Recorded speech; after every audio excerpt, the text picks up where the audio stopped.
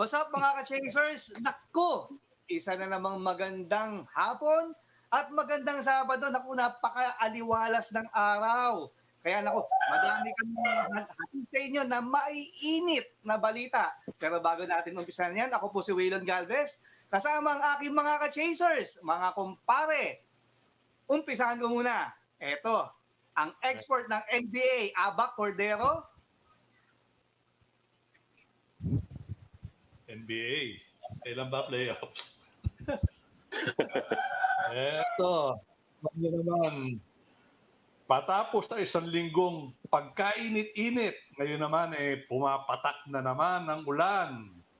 Kaya relax lang kayo kung umuulan dyan sa inyo. Anbay lang kayo dyan sa bahay, manood kayo, 2-4 tayo ngayon.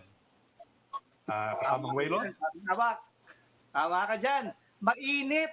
Kasing init doon mga hatid natin ng mga balita sa mga ka-chasers natin dahil ang daming nangyari. Gusto nyo, umpisahan na natin eh.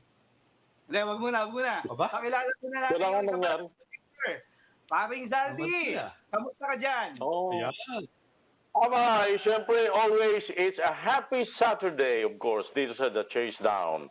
At kayo mga ka-chasers, sabi nga ni Aba, tagulan na, nagpatikim na sa atin ng kaunting simoy ng lamig at saka ulan. Kaya ngayong araw na ito, sa loob ng 2 oras, from 2 to 4 p.m., uulanin namin kayo ng mga magagandang balita sa palakasan. Tama, paring Zaldi. Sabi mo nga, uulanin natin sila ng marami. Ang dami nangyari ngayong linggong to, ha? Hindi lang isang mainit na balita. Napakarami rin maiinit na balita. Kagaya ng pag-init ng pagsusulat ni Jerry Ramos. Pare! Beating the deadline. Hello, ka-chasers. Eto na. Hi, sir. Sit back, relax, and fasten your seatbelt. Dahil alam nyo ba, 203 days na lang. Pasko na naman. Pasko na. Ganun kabilis. Ganun kabilis ang panahon. Ano ka ba naman? Sabi nga kanina parang kailan lang tag-araw ito ngayon tag-ulan na, no? Kaya paspasan na natin, no? Parang Pasko ngayon dito sa programa natin dahil puro mabibigat at espesyal ang ating panauhin ngayong hapon. Kaya standby lang kayo. Tawa ka dyan, parang Jerry. Siyempre, mga ka-chasers natin. Bago natin himayin, bago natin pag-usapan, bago natin kilatisin ang bawat storya na naganap itong nakaraang linggo, siyempre, welcome muna natin ating mga tagapakinig at ating viewers dito sa ating paboritong Saturday Sports ng Bayan, ang The Chasedown! Tama. Marami tayong pag-uusapan actually ngayon Umpisan muna natin sa ating mga headlines. Ito, ang nagbabagang issue. Kiefer Ravena, maglalaro na sa Japan B-League. Aba, papayagan kaya ito ng PBA. Arigato, aisimasu. Okay, magandang balita naman. Pinoy skateboarder na si Margielyn Didal, pasok na sa Tokyo Olympics. Siya ang pang-10 qualifier natin para sa Tokyo. Naku pa, habang dumadami yung ating mga Olympians na maglalaro sa Tokyo, lumataas din ang ating chance na maka-gold medal. Very good. Uy. Ito, Cherry boy. mas magandang balita. Ito, kasing edad lang natin to. 38-year-old na si Nonito Donaire, tinalo si Nordin Ubali para sa WBC Bantamweight title. Naoya Inoue, susunod na kaya? Ganda ng pagkabanat na yun, ha? Ito. Pinoy Paul Volter, EJ Obiena, nanalo ng ginto sa Sweden. Talagang ready na sa Tokyo to. Ganda ng headlines natin. Oo, Ito. parang banner. Siyempre.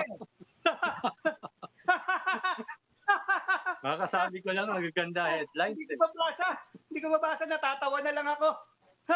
Goodbye, Lebron. Goodbye. Basahin mo na! Hindi ko mabasa, natatawa lang ako. Basahin mo na nga. Bahala kayo sa buhay nyo.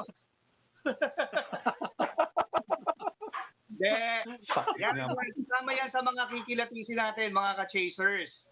Yung storya na yan at marami pang iba, syempre, yung tungkol kay Kiefer, tungkol sa kay Margielyn Didal na napabilang na sa mga bagong Olympians sa sasabak sa Tokyo Olympics. At nabanggit ni Patrick Cherry, makakasama syempre natin ang ating mga PBA superstars gaya ni Beau Belga, Joshua Munzon at Mo Tautuaa. At speaking of Beau Belga, actually standby na yung guest natin yan. Ito, hindi lang kaibigan ng Chasedown to, barkada Tungkol ng mo na. Chasedown. Of course, he's the big man center of Rain or Shine Elasto Painters, a two-time champion. Okay. Of course, he's an all-star, three-time all-star. Walang iba kundi, eto na, Sino pa? Big Beau Ayan, no? Belga. Ayan, oh. Laki, oh. Aba. Pulang-pula. Ba?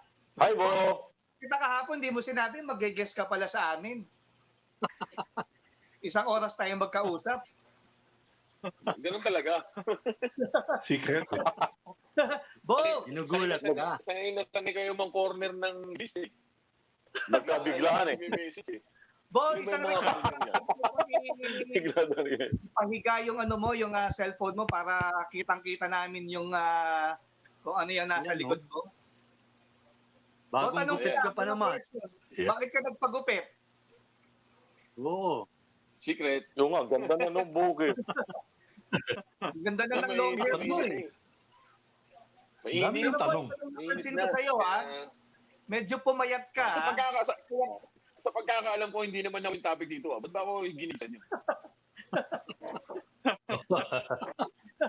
Mamaya madadali natin yan, yung topic na sinasabi mo na yan. Pero Bo, napansin namin, lalo na sa Instagram mga stories mo, post mo, pumayat ka Bo ha. Maganda katawan mo ngayon. Ba? Bo kami Siguro pinaghahandaan ano ka. lang. Hindi, maintain lang kasi wala mga ambayong basyon eh. Pagka tumaba ka, may hirapan naman ako eh. So, yun, maintain ko lang kung ano yung timbang, mag-shred ng konti, yung mga taba-taba kino-convert sa muscle kunwari. So, yun lang naman. Pero Bo, kamusta ang Kamusta so far ang ensayo ng Rain or Shine? Medyo malayo, Batangas ang ensayo. Kamusta naman?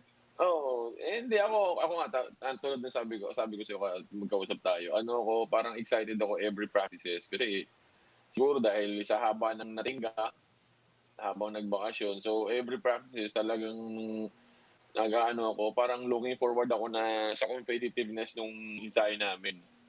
Sabi ko nga sa kanila, magtiyaga tayo ngayon dahil nga malayo yung pinagpapracticean natin. Yung iba may uuwian pa. So, parang kumbaga, malaking sakripisyo for us.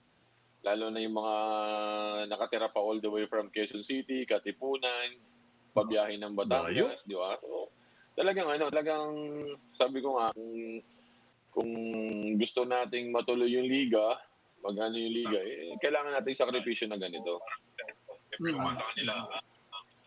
Tama naman. Bo, ito may mga katanong yung mga ibang ka-chasers natin. Umpisahan natin kay Jerry Ramos. Ako? Ako na ba? Oh, ikaw din ang isa pang makulit kay Belga eh. Bo, speaking of pagpapapayat, totoo bang more on veggies ka ngayon and fruits sa iyong diet? Sarap. May narinig lang ako ha. Totoo ba yun? Mali yung chismis nyo yan ha. Hindi maganda yan. Sabi ko Hindi, walang ganun. Sabi ko nga, hindi usong diet sa akin. Pinakain ko kung ano yung gusto ko. Pero at the same time, kailangan kong sunugin. Kailangan kong i-gym, kailangan kong i-workout. Yun lang naman eh. Parang kumbaga ako, wala akong limitasyon sa pagkain. Kung ano yung gusto kong kainin, matamis, kahit na ano yan. Basta ang goal ko sa sarili ko, hindi ako tumaba. Hindi ako bumigat, hindi ako tumaba. Para kasi naman eh, meron akong karir na kailangan alagaan din eh. Diba? So, yun yung iniisip ko. Yun yung talagang inaano ko sa sarili ko na hindi pwedeng tumaba ako, pabayaan ko yung katawan. Mhm. So Bo, wala nang extra rice. Mawawala na ba Aba? yung tawag sa inyo yun? Wala, meron pa rin yun, hindi na matanggal yun. Doon na tayo nakilala eh. Pero in a way, Bo, itong papapayat mo, aano mo ng kondisyon sa katawan mo, paghahanda rin ba to dahil alam naman natin, maraming mga bago at mga mas batang player ang dumarating ngayon sa liga, di ba? Kasama na ba yun doon Oo, sa isa rin yun. plano mo? Isa rin yun. Mm. Isa rin yun. Kasi may mga, halos taon-taon, may mga bata eh. Siyempre, pag ikaw napag-iwanan ka, mabilis matatapos yung career mo sa PBA. Eh, sa PBA naman, the more na healthy ka, the more na kondisyon ka, mas magtatagal ka, di ba? So, yun lang din iniisip ko. Hindi ako giisip kung ano-ano pa. Kasi siyempre, trabaho to eh. Kung mas gusto ko tumagal pa. Nag-uusap ba kayo ni Paul Lee? Nag-uusap kayo? Dahil nagpapayat din siya. Hindi, ano naman eh, nakikita ko yung mga workout ni Paul. Pero madalang kami mag-uusap ni Paul kasi yun nga, pagka kami naman kasi nag-uusap ni Paul tsaka nila Kiefer, talagang todohan eh. Kumbaga, kwentuhan na matagalan eh. Kaya hindi rin kami nagpansinan eh, matagal din kami din nagpapansinan. So, talaga nagsusubaybayan lang sa social media. Yun lang, gano'n lang kami. Kwentuhan minsan. Yun yung namin. Parang kumbaga, para pagka nagkita-kita kami, mamiss namin yung isa't isa. And Bo, speaking of keeper, mamaya na kita tatanungin. Si Abak muna. Abak? Kala ko susundutan mo na si Bo eh. Ayan. Sige. Ako naman. Kuya, si Abak. Tungkol kay Kiefer, mamaya nga. Pero Bo, yung napag-usapan kasi yung diet eh. On record nga, ano ba ang timbang mo ngayon? Nasa weighing ako ng mga nasa 260. Doon lang naman ako eh. Wow. Yun yung playing weight ko na talaga. Kasi tumimbang ako dati, 290. Kaya medyo, di ba? Parang tayo wrestler nun eh. Pero yun, unti-unting thread, paunti-unti. Hindi yung biglaan kasi hindi ko alam kung ano magiging reaction ng katawan ko eh. And sabi ko nga sa mga interviews ko, pag ako sumakit ang tuhod ko, yun, ibig sabihin yung mabigat na ako. And so far ngayon, nakatagal naman ako sa practice namin, wala pa naman akong iniinda, awa ng Diyos, katok muna tayo. So, tama yan, correct. Madami kasing, alam mo, madaming believe, no? Na yung Beau Belga, pag pinapanood nila sa TV, o kaya pag nakita nila in person, laki pala ni Beau, paano kumikilos ng gano'n yun, di ba? Sa NBA, nandiyan sila Charles Barkley nung araw. O kaya, nung araw sa PBA, si Noli Luxi. Di ba? Kung tingnan mo, parang ang laki, pero kumikilos, pumipihit, tumatakbo, maganda. Anyway, tanong ko sa'yo, Beau, yung pagkaka-retire ni, alam ko, close ka dito, kay Mark Pingris, anong thought mo dyan? Nag-usap ba kayo bago siya mag-retire or after? Wala din. Parang kumbaga, kinongratulate ko lang din si Ping sa journey niya sa PBA. Kasi napakaganda din eh. And maraming na motivate sa kay Ping eh. So maraming bumilib kay Ping eh. Nakakagulat din. Kasi hindi mo anticipate na bigla na lang si Ping eh. Siguro may mga reason si Ping na sarili or mayroon siyang mga yung mga hindi natin pwedeng malaman na decision ni Ping. Pero magiging happy ka na rin doon sa tao eh. Kasi yun nga, sinabi niya na ipaubaya naman sa mga bata. Pero utusin kaya pa makipagsabayan ni Ping eh. Diba? Malakas pa naman si Ping eh. Siguro yung lang din.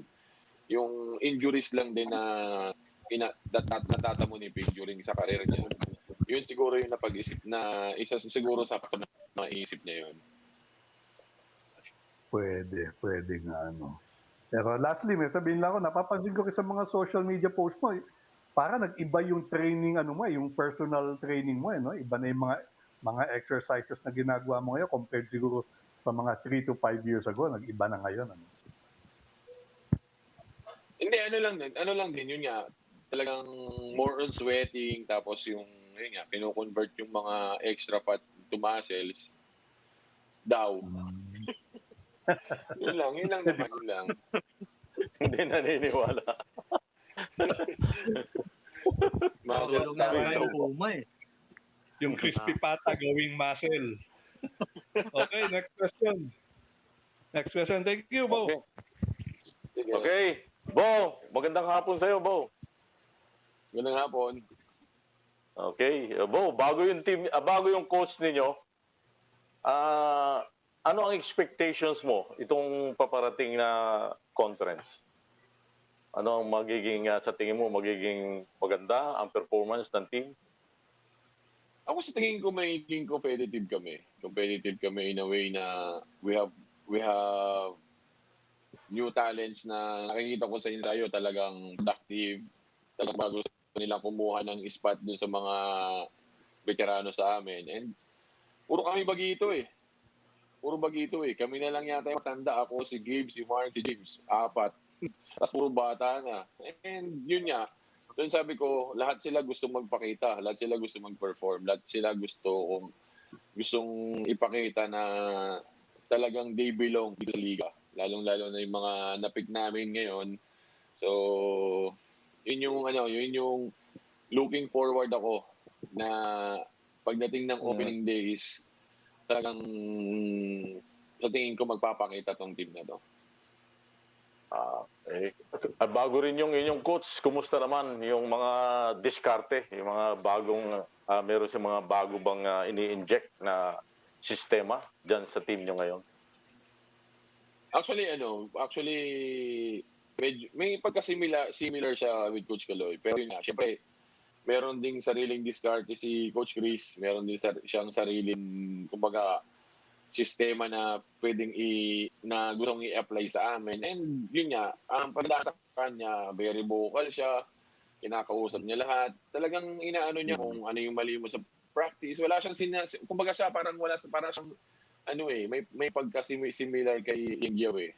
Na kahit veterano ka talagang i-ano niya sa'yo kung mali ka, kung ano yung dapat mong gawin. And kumbaga kami naman as a player, kailangan din namin kinig for us to improve. Kasi hindi naman namin alam lahat eh. Hindi naman namin lahat eh. Kasi sabi nga niya sa amin, kahit yung mga rookie sa amin, pwedeng pagsabihan yung mga veterano eh. Which is, kung para sa aming mga veterano, ikabubuti namin, syempre papakinggan mo, di ba? So, yun yung namin, yun yung kagandahan yung sistema ni Coach Chris na pinasok sa amin ngayon na talagang dito parang kumbaga walang lamang. Mm-hmm. Kumbaga kami dito pantay-pantay kami. Pare-parehas kami. Okay. Thank you, Bo. O Jerry, ipasok mo na yung question mo. Teka, bago natin Waylon, kilala mo muna yung natin. Tuloy yung tanungan kay Bo, of course. Kasama na natin uli ang ating mamshi co-host, Riza Diaz. Hello. Hi guys. Hello. Sorry, medyo na-late ako. Bo, welcome to the show. Kamusta ka naman? Parang kondisyon. I love your t-shirt. Yan. Represent ng maayos. Tama.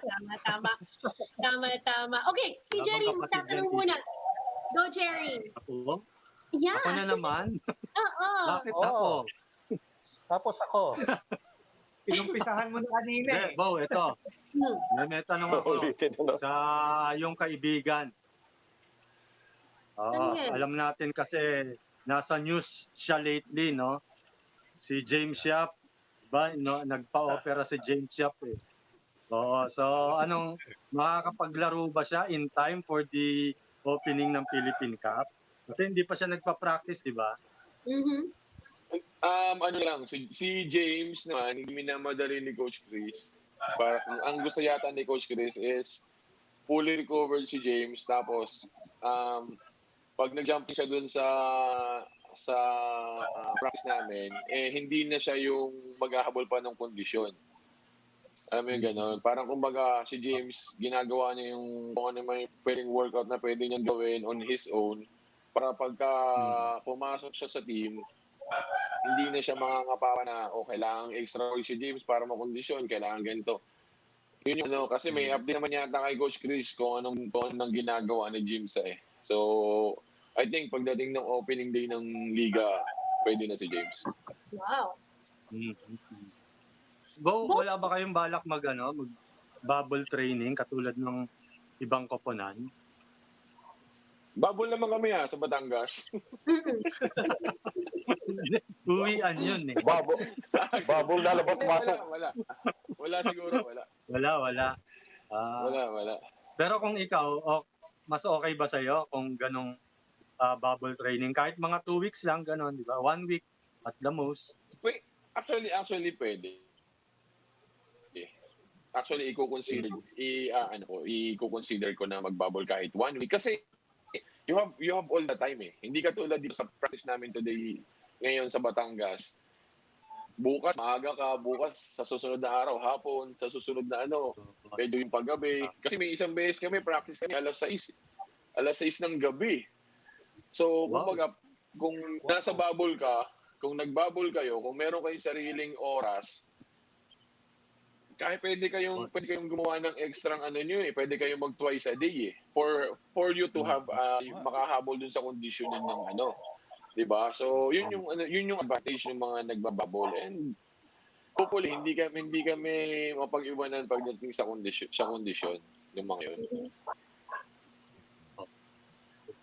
Bo, pinapainit ka lang namin dahil si Waylon may tanong sa'yo na nagbabaga eh. Waylon? Sa akin mo pa pinasa talaga. Ito, Bo.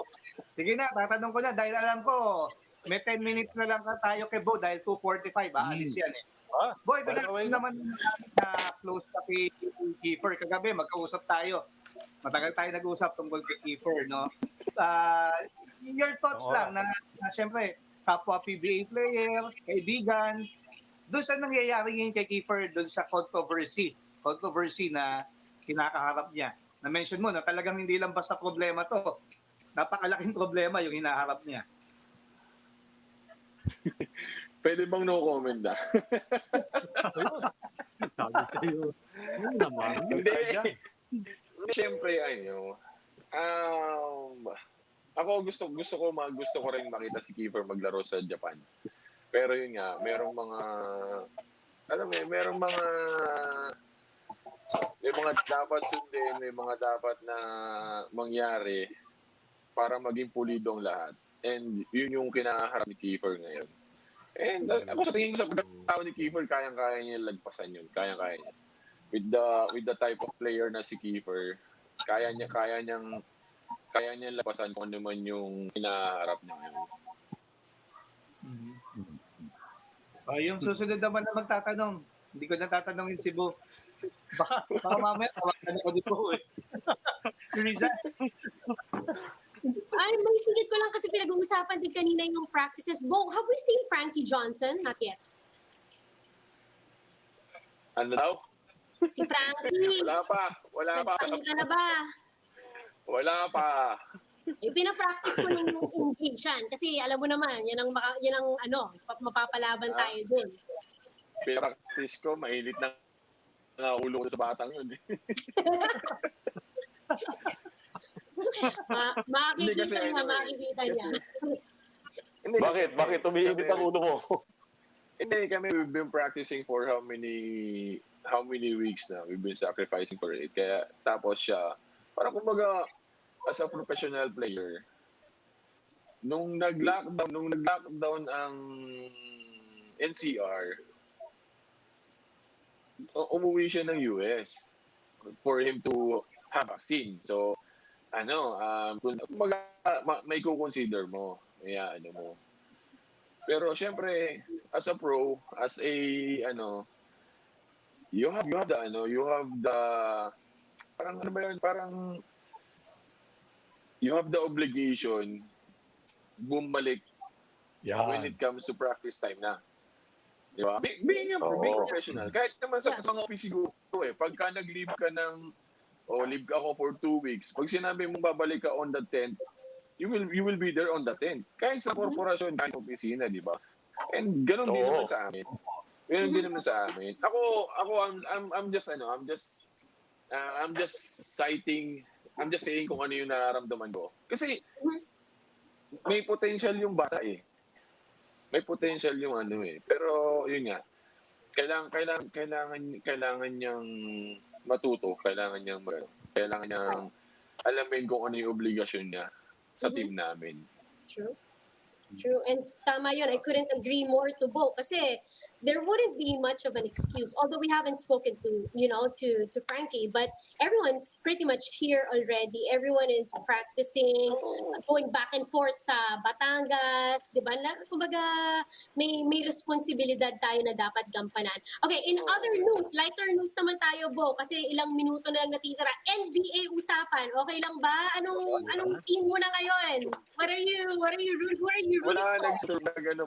nagsusurvive pa yung Clippers, so hindi Ayan. natatalo. Clippers yan, Kaya meron pa. Okay, first, ang Meron ganda ng pa. nilaro ni Kawhi kanina. So, Game Kawhi 7. kanina. So, Clippers on Game 7. Clippers, yes. Pagka natalo ang Clippers sa Game 7, wala nang NBA Philippines sa TV ko. Tako yung NBA Philippines sa TV ko. So, sana Papalitan mo na. makadiretso ang Clippers to finals. Sino naman ang magandang contender ng Clippers sa tingin mo? Utah. Jazz. Yan. Para manonood na lang ako ng relax. Pinanonood mo yung kapwa Pinoy mo, pinanonood mo yung kapwa, yung favorite team mo, di ba? So, uupo ka na lang, kakain ka ng cookies na may juice, di solve. Sarap nun ah. Win-win situation. No, but going back, no, kasi pag narinig mo si Beau magsalita na, alam mo yun, parang nanggagaling yun sa isang tao who I can say personally attest, he's been there and done that. Being drafted from 2008, di ba? Tama ba? 2008, 7th overall. Yeah. Alam mo yun, ang dami mo na nang achieve. Ayun, yung nag-drop po. Ayan na, From here, Yun, ang ganda di ba, nga. sa yung PBA career to representing us in the international level, the impact you've made. Alam mo yun, dapat makinig yung mga bata sa mga katulad ni Beau na every now and then, talagang kailangan magsalita at maging vocal. We are almost gonna let Beau go. So, Beau, may mga ano ka ba? Gustong batiin? Pagkakataon pasalamatan? Ross fans? Naku, sana magsimula ng PBA? Yun nga, gusto ko magsimula ng PBA. Medyo overdue na yung pagbabakasyon namin. hindi na maganda. Just like what I've said bago magbabol, gusto ko magsimula yung liga for us to give some entertainment sa mga Pinoy na nakakaranas itong pandemic na to. Hopefully, lumayas na itong COVID na to. Kasi hindi na nakakatawa, hindi na masaya. Di ba? So, hopefully, lumayas na siya. Pumunta siya sa kung saan lupalop ng mundo. Para buhay niya doon. So, hopefully, magsimula ng liga. I think everybody's excited. The players, the fans who are really nag-aantay ng panood yung mga idol nila. Kahit hindi nila ako idol, okay lang. Sila na lang. Ayun nga. Thank you for having me. Beau, maraming salamat for always being very accommodating to us. Jerry, meron kang pahabol? Ayan, wala May na. practice kayo ngayon, Beau? May practice? Kami ngayon? Sa live, test. Yan. Okay. Kaya... Si Beau, bago yung versus niya.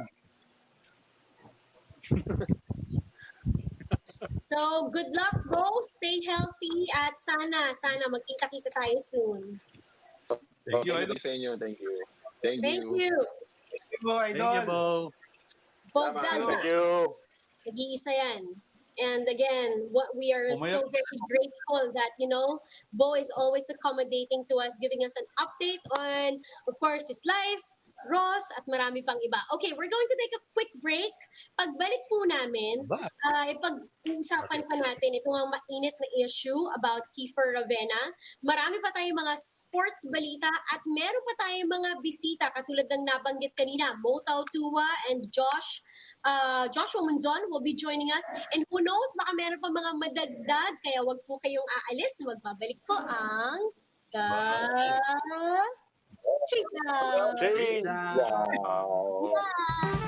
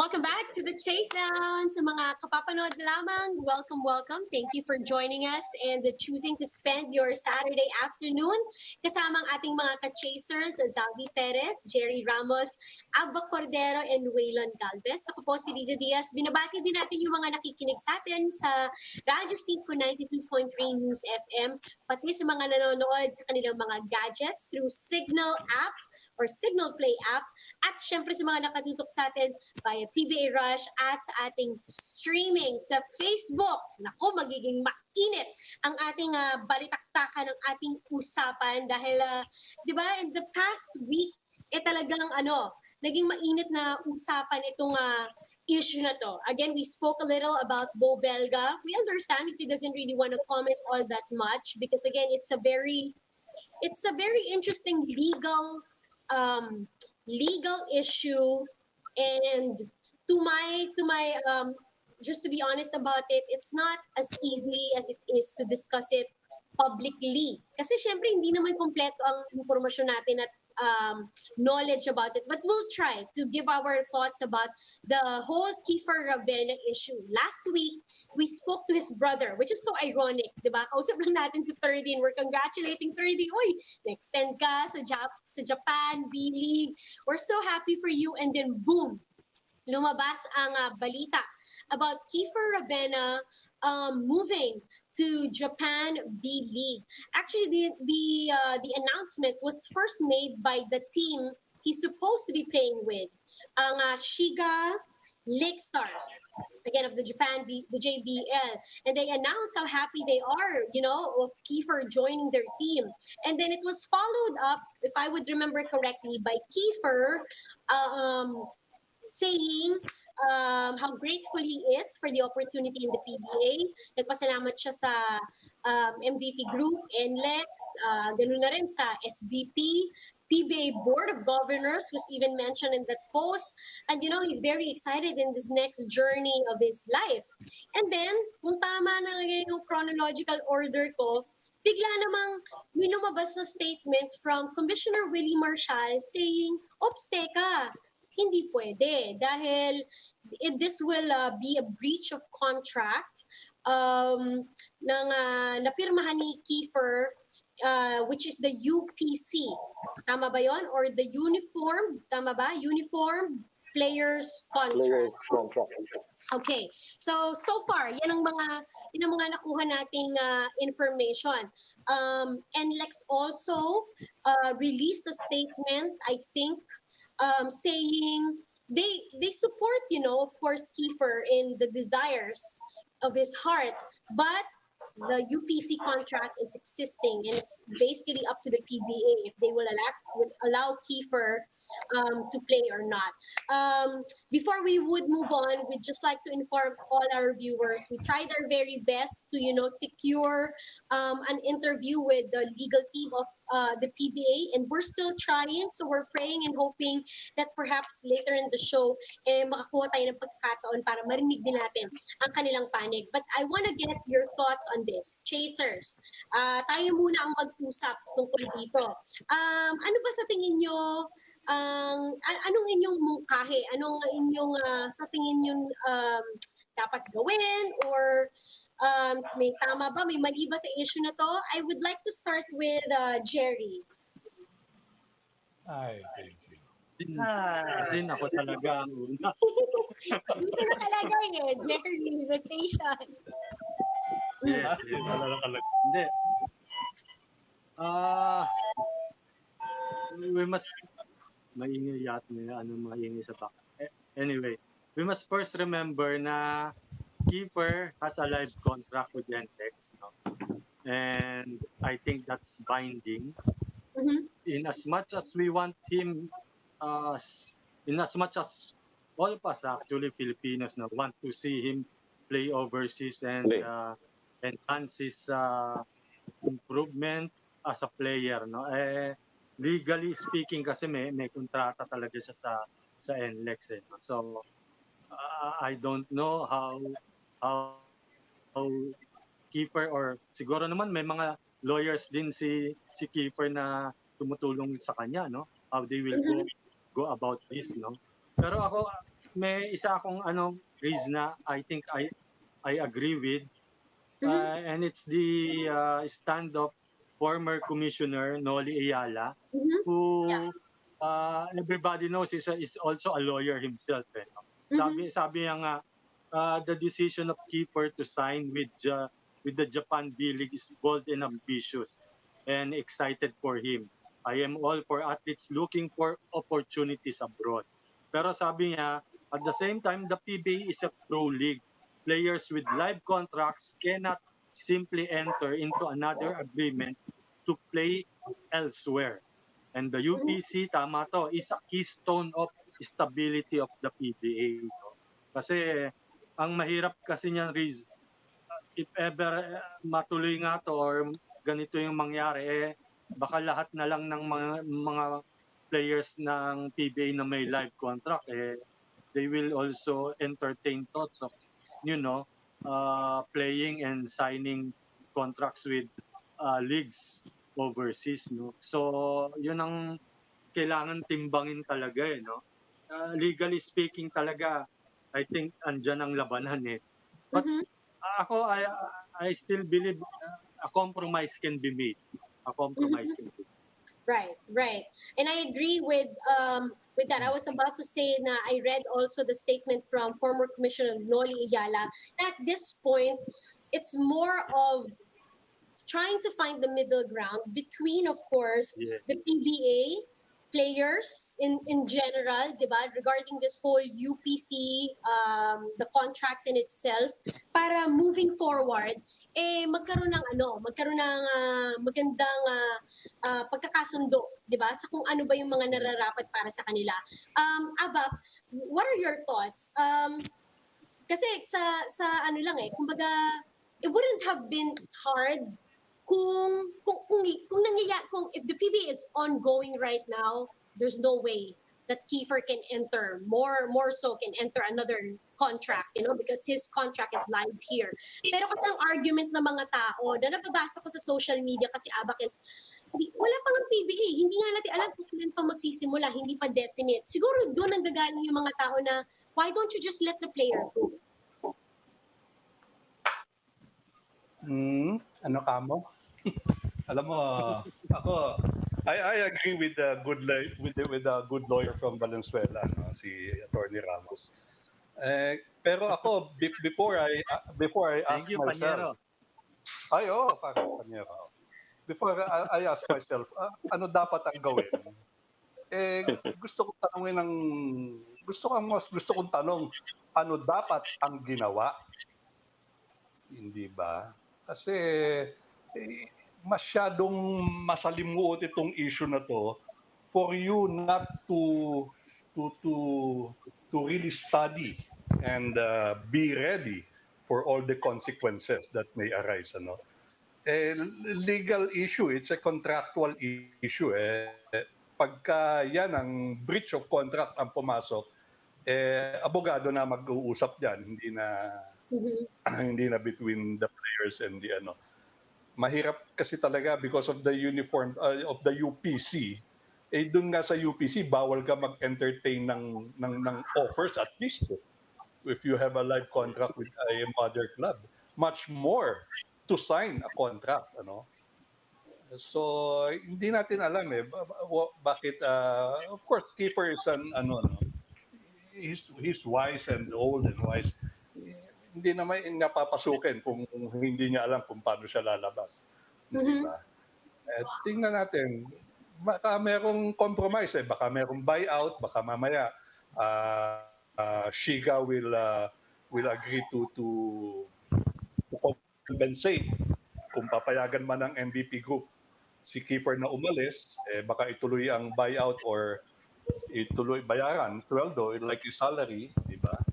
Pero Mhm. papasok naman ang problema with the PBA, yung sa UPC, how the PBA will deal with this, will and can dictate the future of the league to avoid similar situations to us. Mhm.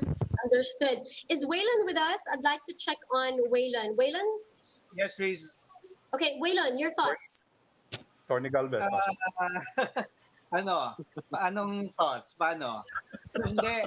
Ito lang, Riz, mga ka-chasers. I think what happened to Kiefer, this situation na meron siyang kinakaharap ngayon, I think this is an eye-opener for the PBA.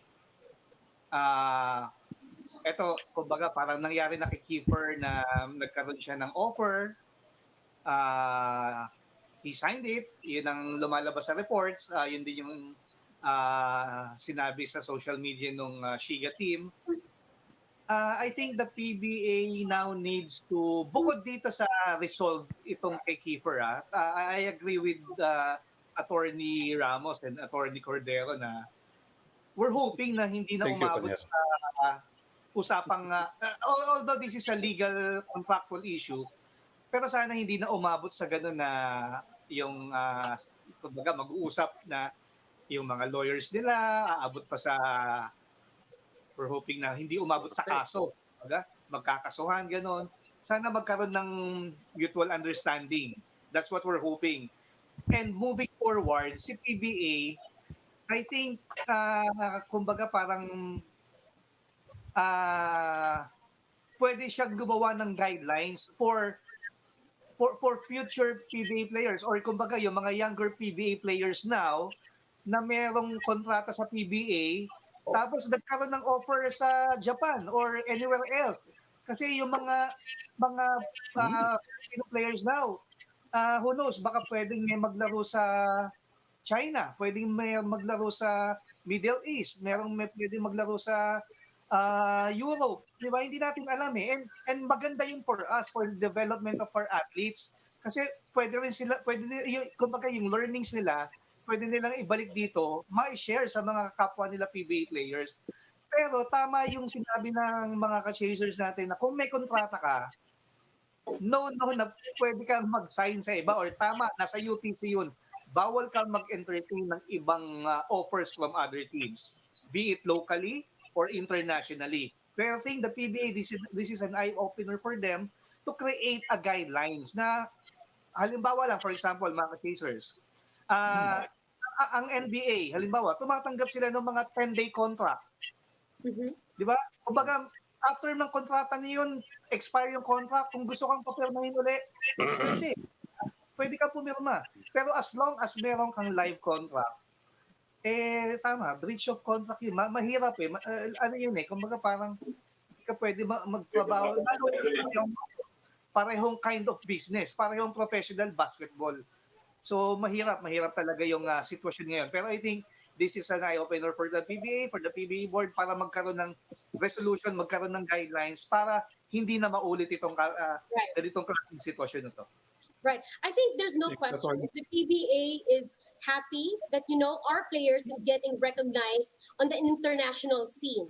Diba? Kasi, it elevates also how our athletes are here. Imagine itong sina Jack Animam. Diba? Nakikita na unti-unti na talagang kalidad ng mga manlalaro itong mga Pilipino, especially in the, in the basketball community.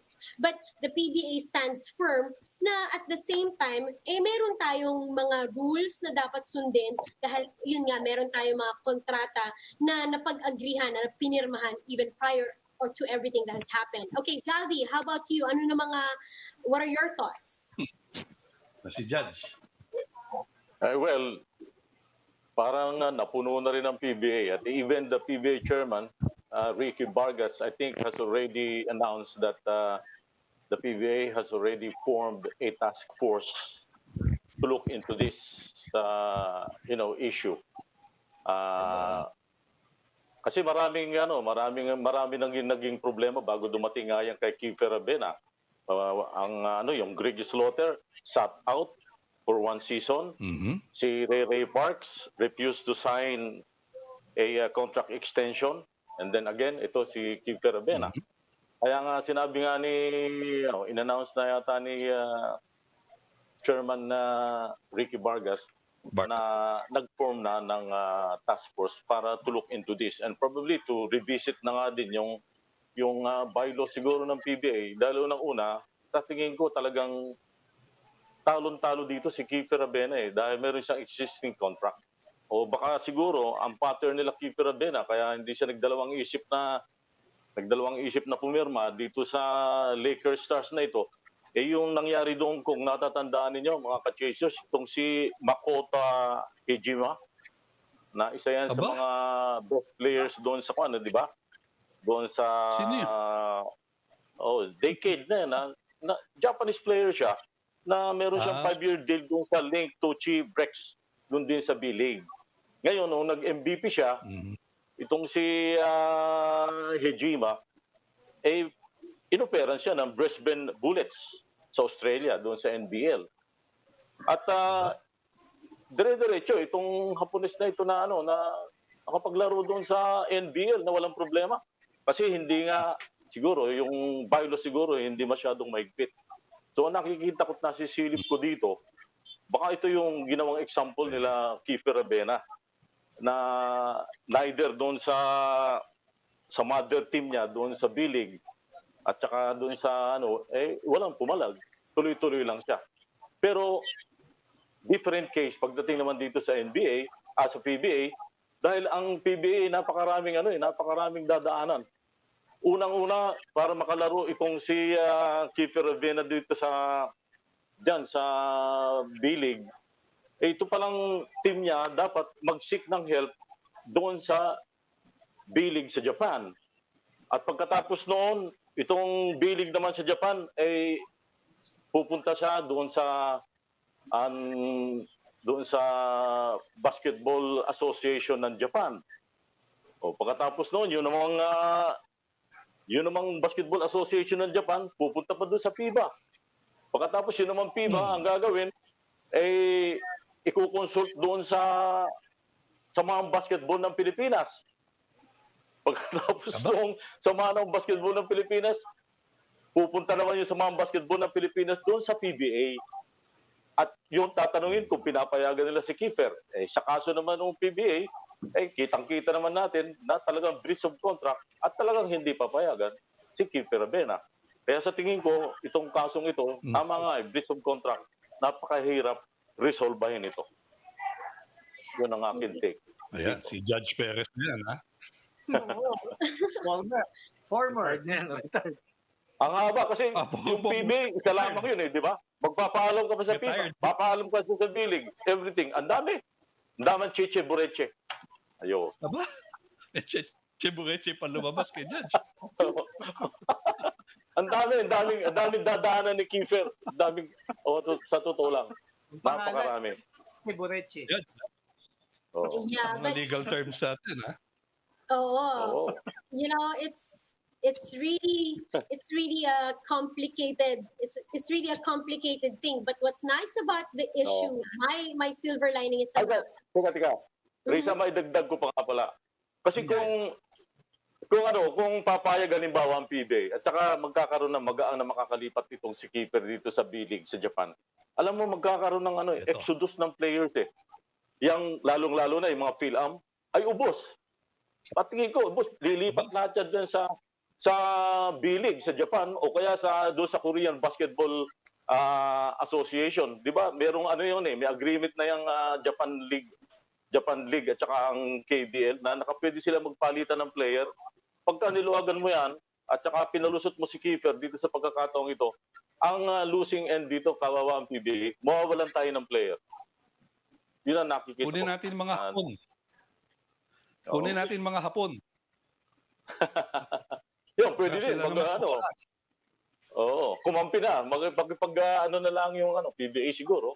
Magipag-usap sa Japan B-League at saka sa exchange of player, mag-hold sila ng mga invitational league. Na pwedeng isang team sa PBA, imbitahan nila sa Japan o doon sa Korea to play. Ang daming sports writer, panay ang biyahe. Napunta pa sa biyahe. Cover. Yun naman kung papag-iisipan ng PBA na mag-join dito sa dalawang malalaking liga na ito, sa Korean Basketball League at saka dito sa Japan B-League na to. Okay. Thank you, Judge. Okay. So, okay, facts straight, wala pang nailabas na kumbaga bagong pahayag ang PBA or Norris Kiefer side regarding the matter. Jerry, can you update us? Meron bang mga nakaset na meetings, na press con para malinawan tayo sa mga issue? Yes, Riz, ako interested ako dun sa press conference ng Shiga Lake Stars introducing Kiefer as their new player. Sa Monday yan, I believe, naka-schedule for Monday. And I don't know if there would be a question and answer na segment doon, or they will just introduce Kiefer as their new players, dahil for sure, kung magkaroon ng question and answer segment yan, mabibring up yung kontrata live contract ni Kiefer sa PBA, and what Shiga Lake Stars would do about it. So, yun ang hinihintay kong for now. No? So, as for the both camps, PBA and Kiefer Ravena's camp, parehong tahimik, no? And ang PBA, they still stand na at the moment, yung kung ano yung previous stand nila, I think yun pa rin, no, na Kiefer cannot play in the Japan League because of his existing contract with them. Right. I'm looking into social media from the reactions of, fans, PBA fans in particular, na talaga namang very critical, di ba? Napakatatalino ng mga PBA fans. And it in a matter of days, it has shifted from them saying, oh, let Kiefer go, di ba? May magandang opportunity siya, pabayaan natin siya, to now getting, people more understanding and educated na, oo nga, may live contract. I just want to quickly make a shout out sa mga nagko-comment sa ating Facebook live stream. Si Dennis Tasik. Ang sabi ni Dennis dito, it's pretty much a no-brainer. He signed a 3-year deal. Kung hahayaan niya ang term niya mamangka sa 2 ilog, it will be a bad precedent para sa ibang players. Marty Taroza shares the same sentiment. At ang sabi ni Marty, simple lang naman, may live contract ka, di ba? Siyempre, nung panahon nga ng pandemic, nagtuloy-tuloy pa rin daw ang kanilang sweldo, this and that. So, it's respecting, the contract that you signed with your employer who's been there for you. And that's some of the comments that we saw, or I saw from our Facebook live stream. Maraming salamat sa mga nagpadala ng kanilang comments. Keep on sending your comments. Hindi pa to tapos tong issue na ito.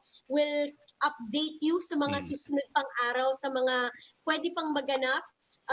Like what Jerry said, the Shiga press con is set to happen on Monday. Let's see also and wait kung anong magiging sunod na hakbang ng PBA, ganoon na rin ng kampo ni Kiefer Ravena. So again, sa mga nag-comment sa ating Facebook live stream, sa mga nanonood, maraming salamat. Okay, I think we are almost about ready to introduce our next guest. Diba? Kasi marami pa tayong mga nakapilang bisita. Inuna natin syempre ang ating personal favorite, si Beau Belga, na nabigyan tayo ng update sa kanyang paghanda sa paparating na PBA season. Maisigit ko na lang din, naisusulat na rin naman. We're hoping and praying na matuloy kasi I think, Jerry, tama ba, the PBA is targeting late June or early July to start if things go well. Kung let's say June 15, malift ng mga restrictions, pwede tayo magsimula ng end of June, sabi? Yes, Riz. Initially, June 25 yung tinitingnan ng PBA to start the season. Ngayon, kung magtuloy-tuloy until the end of the month yung GCQ with restrictions na in-implement ng government, most likely early or middle part of July.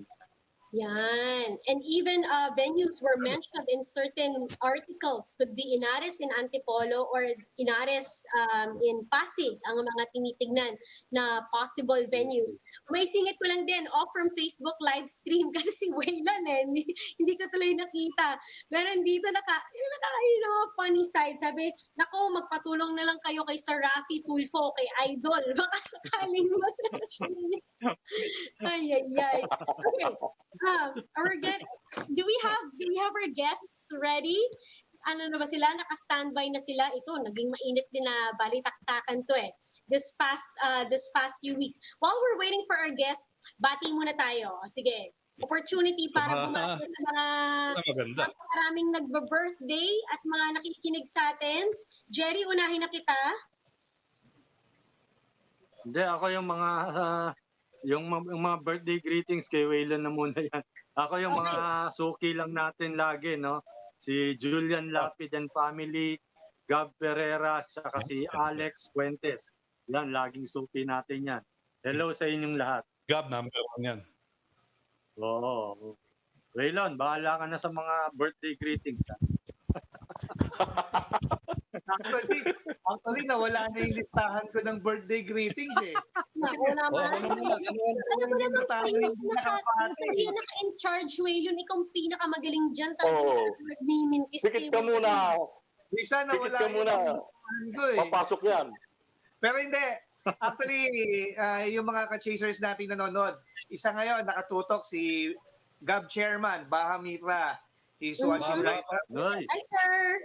Nanonood si Chairman Baha Mitra. Of course, mga kaibigan din natin. Nanonood madalas, Father Vic Calvo, of course, Yan. and then si Mr. Paul Supan, yan, mga suki natin yan, and Mr. Peter Caico, yan, mga Brother nanonood palagi eh. Of course, ang barkada natin, Jefferson Cañada, nanonood yan from province, I think sa Cebu, nasa Cebu siya right now. So mga ka-chasers natin, hello sa inyong lahat. Yan. Okay, Zaldi, go ahead. Sabihan ko lang, kasi nanay ko lagi nanonood dyan eh. After this program na bibiyahin na ako papuntang Bataan. Ayan. So mga around 6:30 siguro, nandyan na kami ni Tol Ed. Saka yung mga binili ninyo, nabili ko na rin. Very good. Very good. May singit ko na lang din. Nag-birthday a few days ago, isa rin sa mga kaibigan natin, paborito nating assistant coach sa PBA, si Coach Dayong. Belated happy birthday. Coach Dayong. Birthday nga pala ni Coach Dayong, no? Babati rin ako. Okay, Abak, ikaw din. Babatiin ko lang yung anak ko, my daughter, Domino. Uy, She turned 16 last week. Happy birthday. Happy birthday. Happy birthday. Dad. Okay, kay Ariel Paredes, Yun, nga pala. chairman ng Philippine Volleyball Federation. And eto rin, Jer, palagi pala nanonood.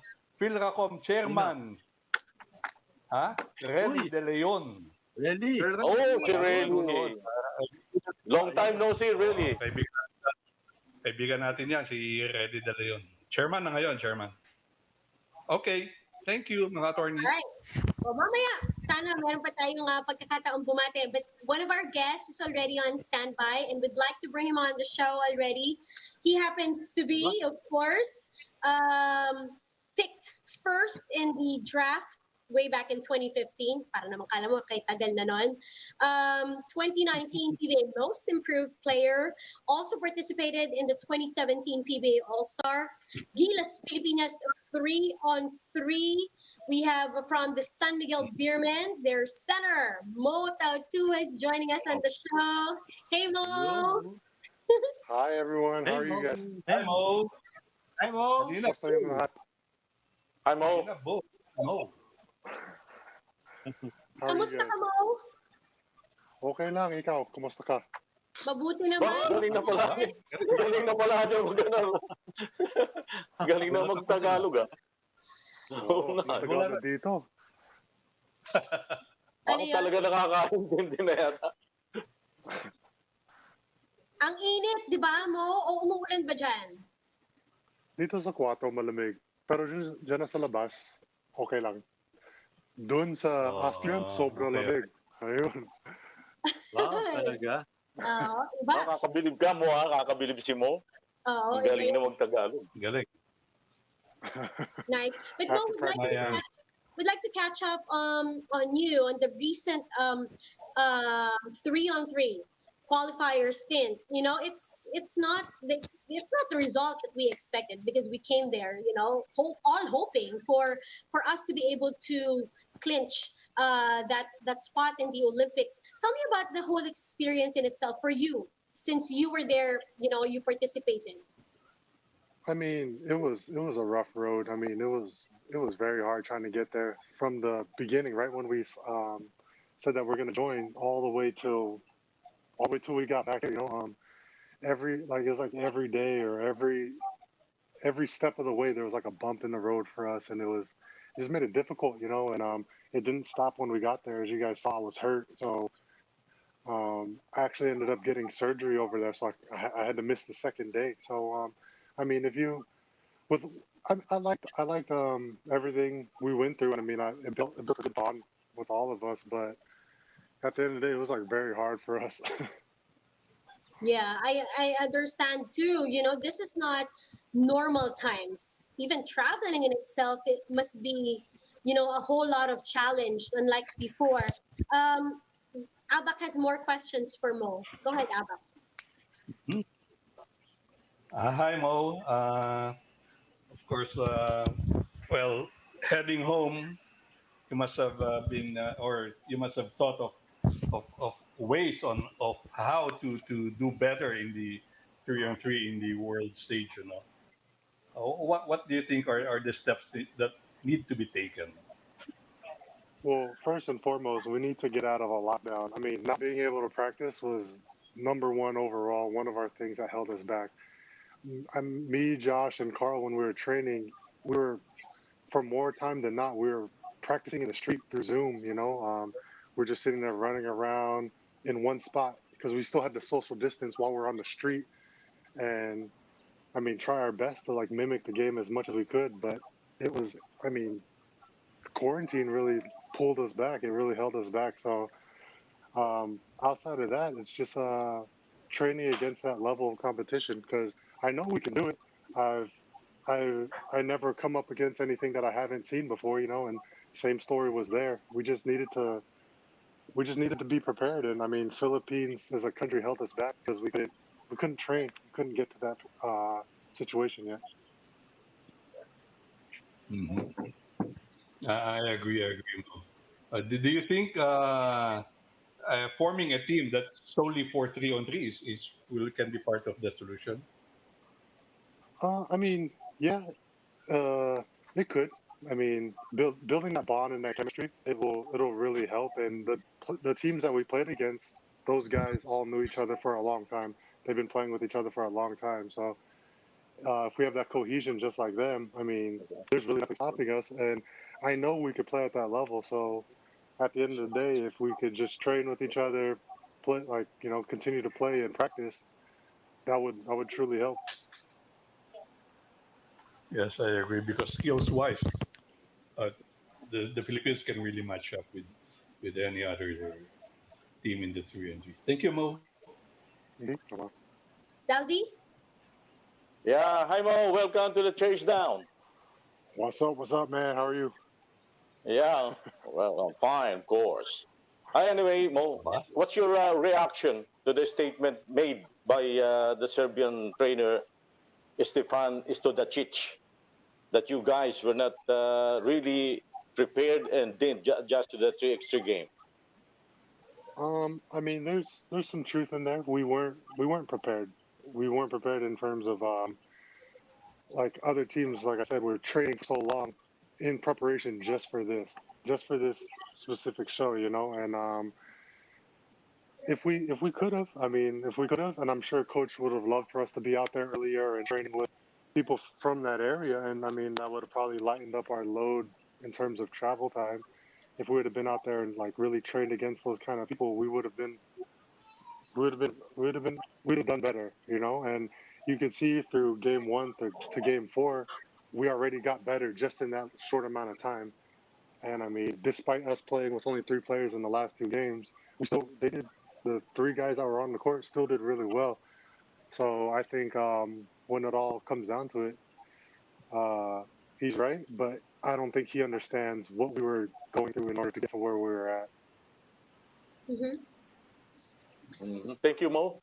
Okay, before we would proceed with the questions with Mo, let's bring in another guest of ours to complete, of course, our lineup this afternoon. I'd like to introduce to everyone, of course, a familiar face when it comes to 3-on-3, as he's represented the country in Yeah. so many world or FIBA world tours.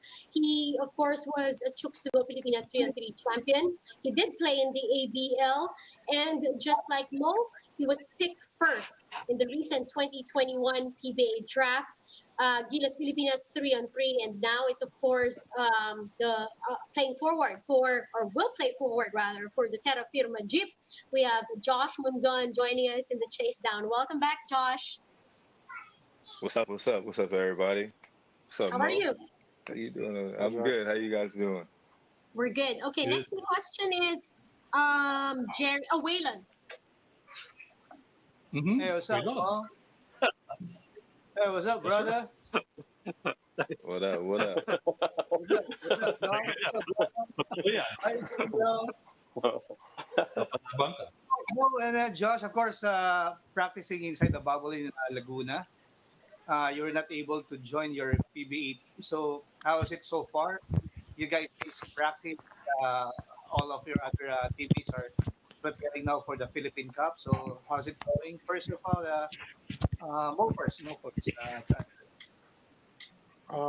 I mean, I'm excited to get back. You know, this is my job here, is to play basketball for San Miguel, and I still keep up with him. I'm still talking to him, and Coach Leo's letting me know what's going on over there, and trying to keep me in the loop so when I come back in, I can be fast forwarded into the team, and make sure I haven't lost a step when I get back on that court. Mm-hmm. You keep in touch with Coach Leo or your other teammates while playing in Austria? For a little bit, I kind of, once I got into the hospital, I didn't have a SIM card, so I had no internet at all. I was just sitting there, just hanging out with my roommate. So we kind of lost touch there. But once we got back, the bosses called me and let me know what's going on, and I mean, I'm up to date with everything so far in terms of what I can be. So yeah, it's all about just getting back on that court, getting done with this 10-day quarantine. Mm-hmm. And for you, Josh, how was it?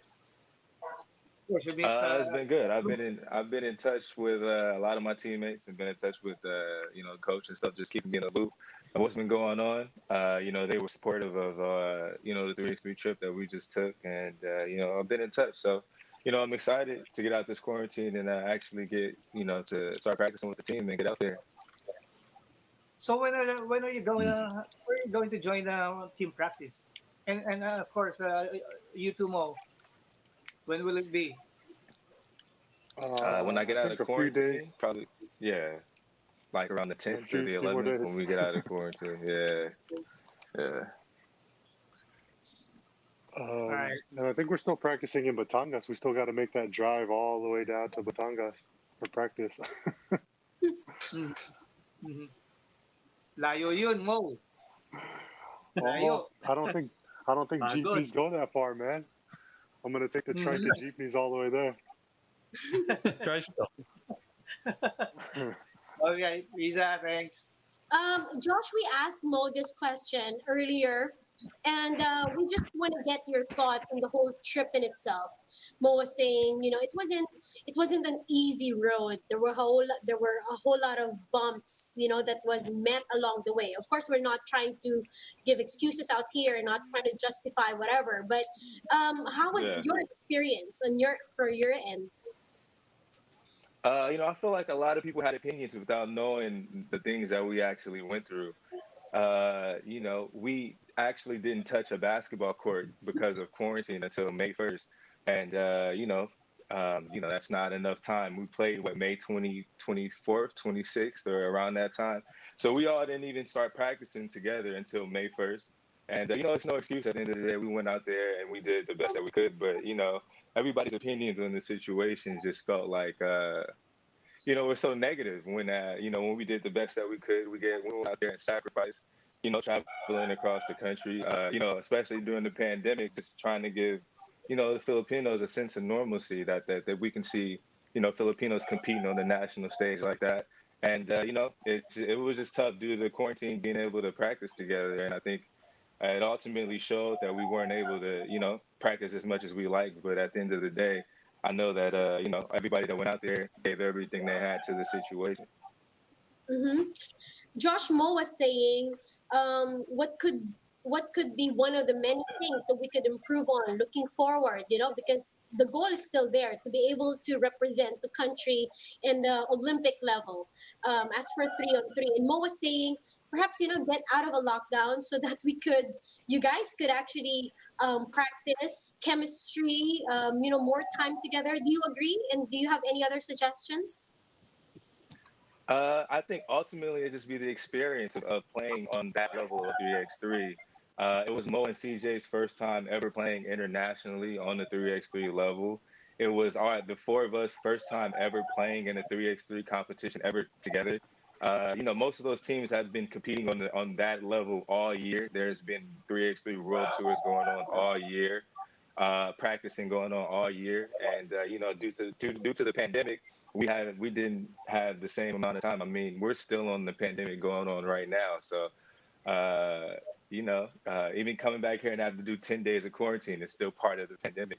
So, I think just getting that experience and being able to get out there and get those games in. I mean, like Mo kind of touched on, I mean, from the first game to the fourth game, I feel like we got better. Our last game being our best effort that we was able to put out there, ultimately not being able to get a win, but at the same time, we gained that experience and, just hopefully we get another opportunity in the future because, I think that experience did a lot for us and ultimately just made us tougher. And, we all who represent the country anytime we get the opportunity to. So, just thankful for the opportunity to represent the country and, be on that stage. Okay, Jerry has more questions for you guys. Go ahead, Jerry. Hi, Josh. Hi, Mo. Question first to Josh. Josh, as the highest rank Filipino 3x3 players, do you think that we should have our own 3x3 national pool that is separate from the 5-on-5 team? I mean, ultimately, it's to be successful on 3x3, you got to play 3x3, and we didn't get much time to do that. But most teams that are on that scene are guys that are playing year-long around 3x3. They're devoted to just playing 3x3. So if it was something like that to come about, then I definitely think that our 3x3 team could benefit from something like that. Mm-hmm. And Mo, we know you played 3x3 during the SEA Games, but how is the experience competing in a more competitive level, as in the qualifiers, Olympic qualifiers? You could definitely tell the experience level of these guys really steps up. You notice different things. They're a little bit stronger and quicker, and they're all there for a reason. Like if this guy shoots, he's really gonna shoot, or if this guy drives, he's really gonna drive. Like it's not about a well-rounded team player. It's about a really focused person on whatever he's about to do, and they exploit that. They really target that for every team, and and for me, it was just it was cool to see. It was nice to see. I like playing at that level, and it was just fun. I mean, at the end of the day, it was nice seeing that, and it makes me excited to see if I can ever get back to that level again or that stage and have another shot at this. Mm-hmm. But of course it's a different ball game compared to a 5-on-5 game. What was that? It's the 3x3 is obviously different from a 5-on-5 game. Yeah. How is it different? I mean, it's it's completely different. First and foremost, I mean, it's still basketball at the end of the day, but there's no breaks. You have no time to really celebrate anything. You have no time for yourself. Like you really, when you do something, you really got to get. You already got to be thinking a few steps ahead to know what's going on because the game is short. It's over with really quick, and you just got to have a really fast motor and don't let anything kind of like get you off your game. You gotta produce and you gotta defend as quick as you can for as long as you can. I mean, it's only 10 minutes, or 21 points, and first two it wins. So I mean that aspect makes it fun for me because you're really trying hard and you just got to give it your all. And you're literally laying it on the line right there because you don't got much time. You got to get it all right then and there. Okay, Mo, let's go to your campaign, the PBA. You played well last year in the bubble in the absence of Junmar. So, how do you see yourself going to the season with Junmar going back to the San Miguel lineup? I mean, it's still my job to play basketball, man. So I'm gonna go out there as much as I can, as however my time fluctuates, whether it's still a lot or down to a little. With whatever I'm given, I'm gonna go as hard as I can, and I mean, I'll take that 3-on-3 mentality and just go hard for as long as I can. And I want my team to win, so I'll do whatever it takes, whether it be sit down for the whole game or play the whole game, whatever they need. I'm ready to do that. And how about playing with CJ on a 5-on-5 team? It's gonna be cool because I mean, we got a little look at it on the 3-on-3 this year. I mean, this last weekend, and I mean, he's a good player. He's obviously got all these like scoring titles and whatever. So, I mean, we'll see how he does as well alongside with me and Junmar. And I feel really good about our team this year. It's just about getting that cohesion together. And once we figure that out, I feel like we're gonna be a really good team. And one question to Josh. Josh, with the way you played in the 3x3 qualifiers, expectations are even higher for you with Terra Firma. Your thoughts about it? I'm excited. I think it's a good opportunity for me to showcase what I can do out there, and I'm excited at the opportunity to go out there and just contribute to my team and try and be as successful as possible in our team aspect, and just want to be a good teammate. I just want to bring what I can bring to the team. Leadership, scoring, passing, whatever, defense, whatever they need from me. I'm gonna go out there and do it. So I'm excited. I know I'm gonna get the chance to show what I can do out there. So I'm eager. I'm eager to get out there. Looking forward to your first ever practice with the Jeep. Yeah, I'm excited. I'm excited to get out there, especially with the pandemic not being able to get out there and practice. So I'm chomping at the bit to get out there. We have a couple weeks before the season's supposed to start, so hopefully everything stays on time, and we can get out there and get everything going. Okay, appreciate it, guys. Riza. Okay, let's talk more PBA. Waylon has more questions. Go ahead, Waylon. Well, of course, a lot of PBA fans are waiting for your San Miguel return, and of course, Josh too, your PBA debut. So, what are your expectations that Philippine Cup is uh, opening soon, maybe later this month? What are my expectations about it opening this month? Of course, San Miguel. I mean, we're gonna be a successful team. We have a good core. We have a good team all around when it's all said and done. So I think it's just getting behind what Coach Leo wants us to do and making sure he guides us in the right direction. So I mean, I'm excited. It's just here around the corner, and we haven't played a game in so long, 5-on-5. So I mean, like Josh, I feel like we're all eager to play. We're right here. This is what we came from wherever we're from to do. We're ready for it. So just excited. How about you, Josh? Yeah, I'm just, reiterate. I'm excited, man. I think, I expect my team to be competitive. Just see, I know that they've been going hard for the past couple of weeks. So, I think I expect us to be competitive and, just to go out there and give what we have. And hopefully that, translates in some W's and, just want to be successful as possible out there. Right. It's not every day that we have two first picks, in drafts. We have Mo and we have Josh. Mo, what do you think of Josh coming into the PBA? Well, first off, I'll say I don't like him because he came into Malaysia right after me. So, because I think we missed each other by a year, right? Was it a year? Yeah. A couple years. It might be a couple years. You kind of Oh, old, okay, man. so It might I'm be a really couple old. years. I'm really old. Yeah. We got a little baby. So yeah. No, I mean, Josh is gonna do well. He's gonna play his game, and it'll just he'll definitely like it. It's gonna be fun, and it'll be fun to watch him play. But we're not gonna take it easy when we come against each other. So Oh, hey, we're not guarding each I'm other. gonna But make sure I foul him really hard. One of those PBA fouls. there you go. He'll give me a PBA foul. Yeah.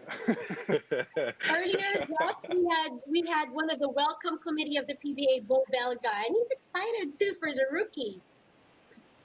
Oh yeah, I'm excited for one of those Beau Belga fouls too. You avoid that screen, man. Yes. I'm gonna try to just get out the way. Just wait, Right. man. You're laughing now. It's not funny when it happens. Okay, an opportunity, because we're almost running out of time. An opportunity for you guys to thank the fans who were all out in support, your family for the sacrifices that they made because you guys were away so much, and the people that you just want to greet and invite the PBA fans also. Maybe we could start with you, Mo. Yeah, sure. First, I want to thank my wife and my daughter. They were with me through the whole thing, and I had to lose a lot of time spent with them. But despite me being in the hospital, she still managed a way to get a hold of me while I was there. So I just want to say thank you to them. I love you guys, and to all the fans out here. We love you guys. Keep cheering for us, keep supporting us, and leave the negative out. Let's all be positive and continue to grow and grow as a country, and let's get through this pandemic together. We all got to do it together, guys. So, like I said, we hope to see you guys out there in the crowd one day soon.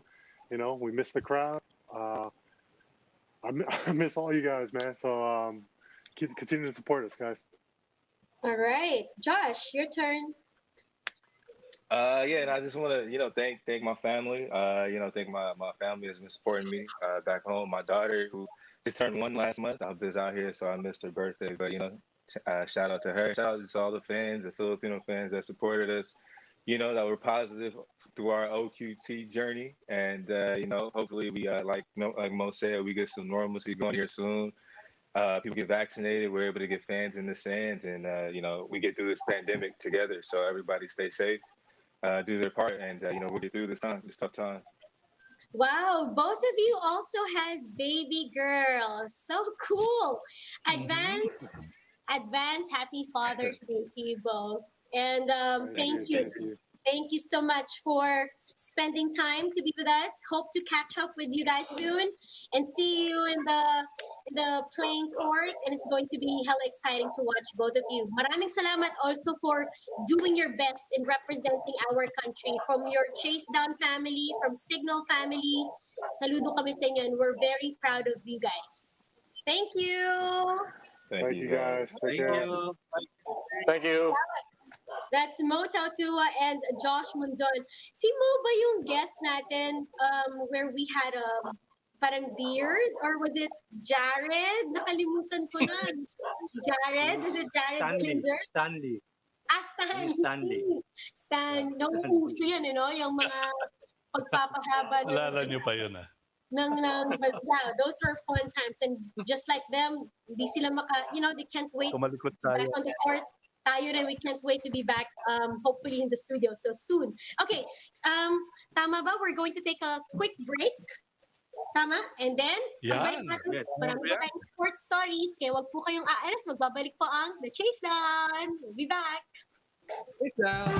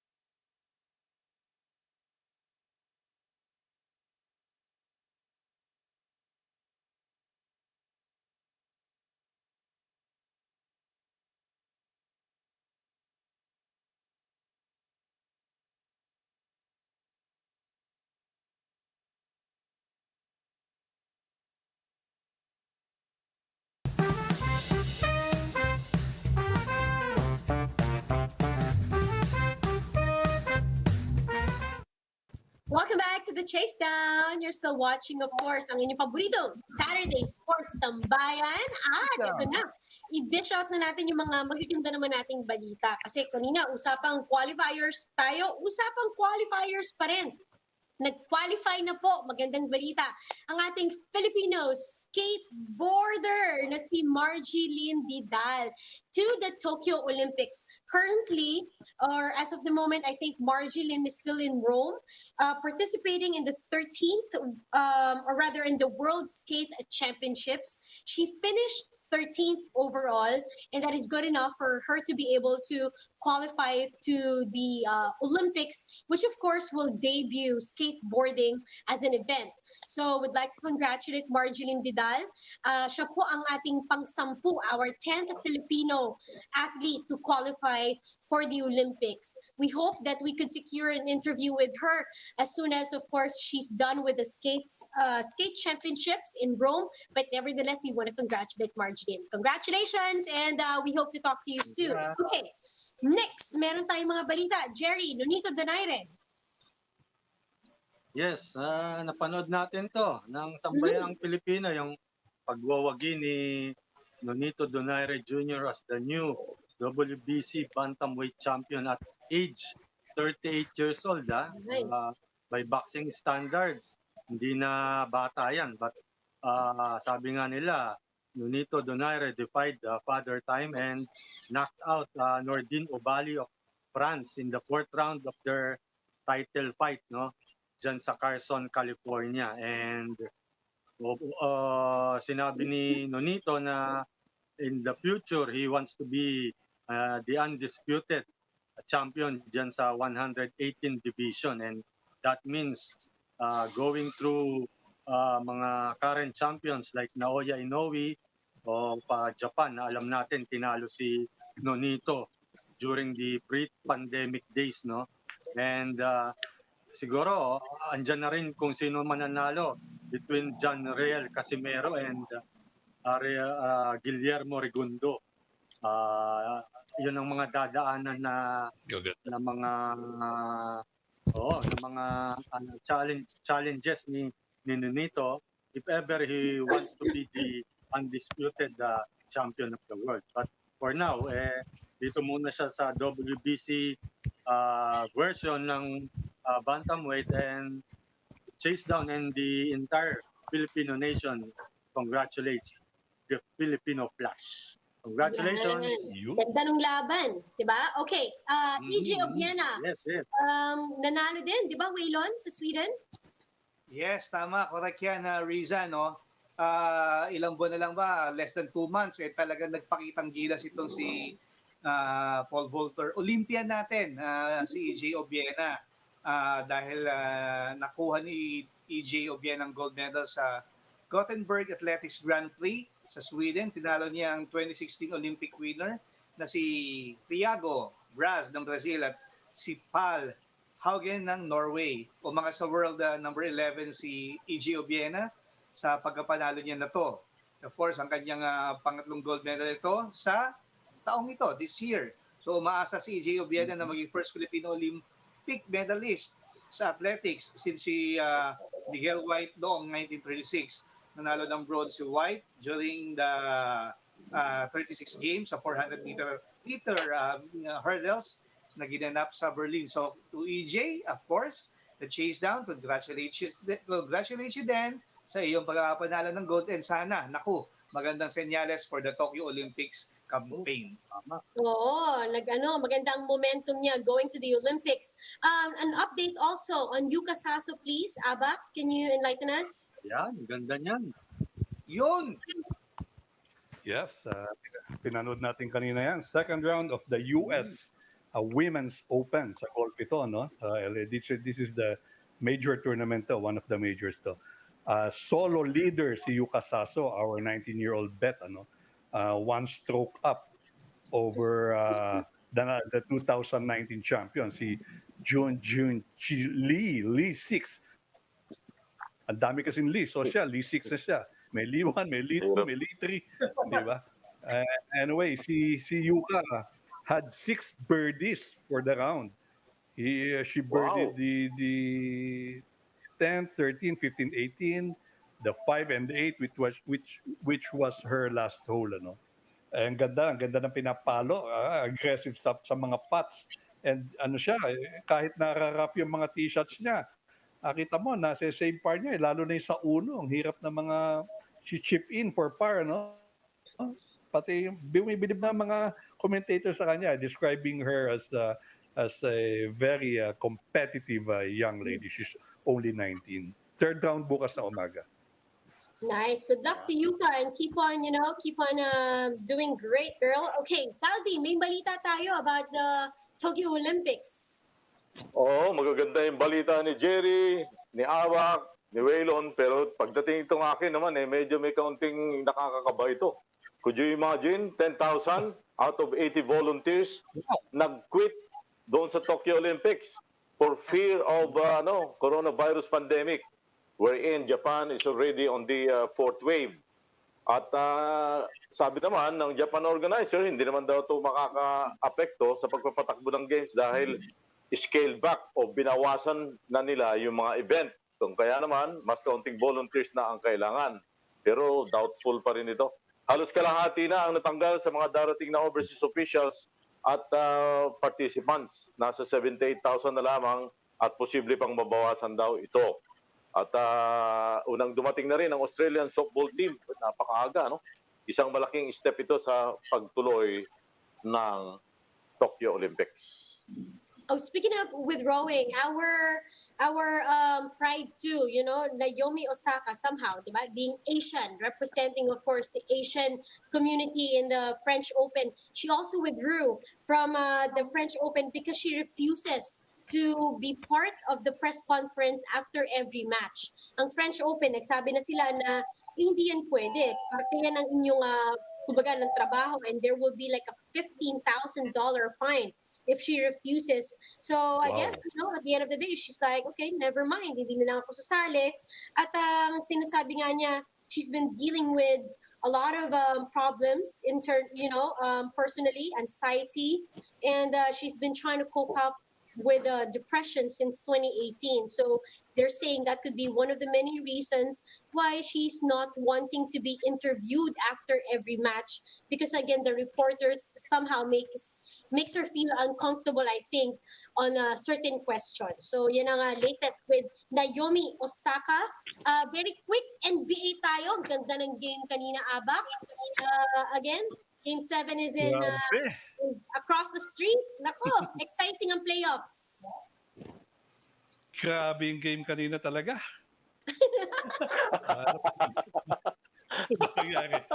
Anyway, out na, tanggal, out, tugi. Ang pareho, ang teams na naglaban sa finals last year, no? Yeah. Ang LA Lakers, of course, the champion, and Miami Heat, the runner-up. Out na sila pareho. Out, tanggal, tsugi. First time natalo si LeBron sa first round ng playoffs. And looking forward sa second round matchups, Denver Nuggets versus Phoenix Suns, Utah Jazz, we're waiting for the winner between the Game 7. Ito, magandang laban. The Game 7 between the LA Clippers and the Dallas Mavericks. Grabe ang game na yan. Wala pa nananalong home team, Philadelphia 76ers versus the Atlanta Hawks, Milwaukee Bucks versus the Brooklyn Nets. Ganda rin yan. Anyway, maganda lahat. Anyway, out na ang LA. Sino ba mga Lakers fans dyan? Ako, hindi naman ako masyado. Okay, next topic. Alright. Siyempre, ang NBA ay mapapanood nyo dito lang yan sa Signal. Kaya huwag kayong mimintis. Napaka-exciting ng NBA playoffs. We have also, of course, quickly, writer's block. Sino bang uunahin natin sa writer's block? Waylon, mauna ka na. Yes, Riza. Ito, balitang fencing ulit tayo. Yung ating pambato na si Samantha Katantan. Yung parents niya nanonood ngayon, Tito John, Tita Eileen on the way to Calamba. Si Samantha Katantan, she'll be competing in the Northern American Cup in Virginia. Sa Richmond, Virginia yan. June 6 and 7 ang competition. Ito yung kanyang first competition after niyang mag-bronze medal sa Olympic qualifying tournament sa Uzbekistan. So, sabak uli si Sam Katantan dyan sa Richmond. Itong anong to itong competition na to para to sa organize ito ng USA Fencing. So kumbaga mga Americans na naglalaro dito. Pero mayroong slots, may lottery pick yung mga foreign fencers na pwede sila mag-compete. So some will be competing here and according to her, magandang preparation ito para sa kanya dahil on June 20, kung di ako nagkakamali, it's either June 19 or 20, dadating si Sam sa bansa, uuwi siya dahil naka-break siya ngayon sa Penn State University, magko-compete siya sa qualifier ng national team for the Southeast Asian Games. So magandang preparation to for her. Good luck, Sam, sa North American Cup. And ingat sa pag-uwi. Excited na yung mom and dad mo, saka yung mga sisters mo na mag-reunite ulit kayo. Nice. Okay, thanks, Waylon. Jerry, offspin.ph, what do we have? Meron pa yata si Waylon. Waylon, may isa ka pa ba? Oh, yes, meron meron pa. pa pala, sorry. May isa pa si Waylon about Philippine meron pa si handball Waylon. team. Yes. Yeah. Ito, yung handball naman. 2019, alam natin, nag-bronze medal ang Philippine men's handball, beach handball team. Of course, hawak yan ni Coach Gianna Frankelli, ating kaibigan na nag-handle ng overall program ng Philippine handball. Sa darating na Vietnam Sea Games, 4 ang event sa handball. Yung indoor men's, women's, and yung beach handball na men's and women's din. Pero yung pinayagan lang ng Philippine Olympic Committee, yung ating men's handball, beach handball na magti-training. Ito yan, sa July yan, starting July, sa Ilocos Norte. Ang sabi sa atin ni Coach Gianna, ang plano nila is to train July to August. Then hopefully makaalis sila ng September for an international competition. Balik dito for another bubble.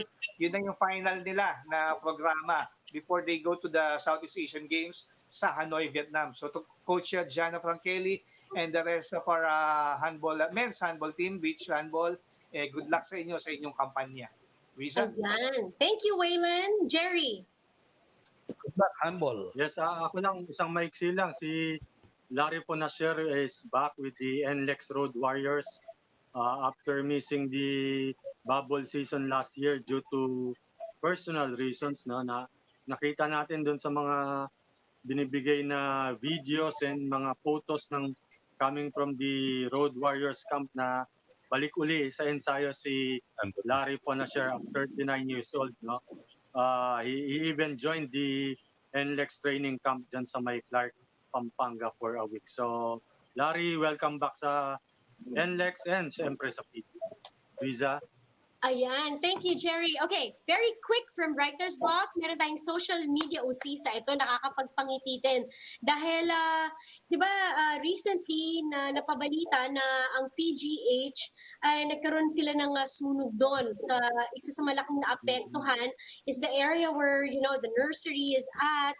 And of course, bukod doon talagang maraming pangangailangan itong PGH which happens to be one of the biggest, di ba, hospitals that is of course treating patients lalong-lalo na yung may mga COVID-19 infections. And guess who made almost a $1 million? Tama ba yun? Or peso? Peso. Peso ba? Peso yata, peso. $1 million peso donation to the PGH. Walang iba kundi ang idol natin from the Portland Trail Blazers, Damian Lillard. Actually, ang announcement was made through one of celebrities that we have here, si Yasi Pressman. She had this drive online para likom ng donasyon para sa PGH. We're showing you a video of the part of the hospital was greatly affected by it.